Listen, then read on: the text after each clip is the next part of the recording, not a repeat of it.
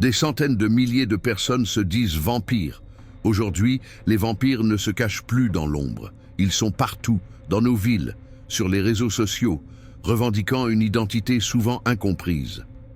Beaucoup affirment ne jamais sortir sans leurs lunettes de soleil, même la nuit. Cela peut paraître étrange, mais pour eux, la lumière du soleil représente un danger mortel.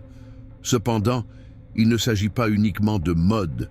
Ces individus adoptent un mode de vie unique, basé sur des rituels anciens et des croyances mystiques. Prends par exemple les communautés de vampires qui se réunissent pour célébrer des rites d'initiation. Certains affirment ressentir une connexion spirituelle profonde, un sentiment d'appartenance qui va au-delà des pratiques conventionnelles. Mais voilà, la réalité dépasse souvent la fiction. Il existe des groupes qui attirent des novices en quête de sensations fortes, exploitant le mythe des vampires pour manipuler. De plus en plus de célébrités jouent avec cette esthétique. Cela donne une légitimité à ces identités alors qu'on pourrait les considérer comme des déviations de la norme.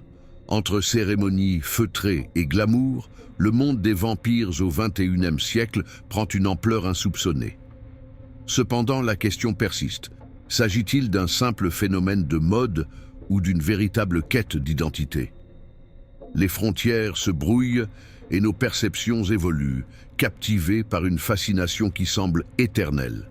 Finalement, ces vampires modernes pourraient ouvrir la voie à une nouvelle compréhension de ce qu'être humain signifie vraiment, dans un monde où les anciens mythes reprennent vie.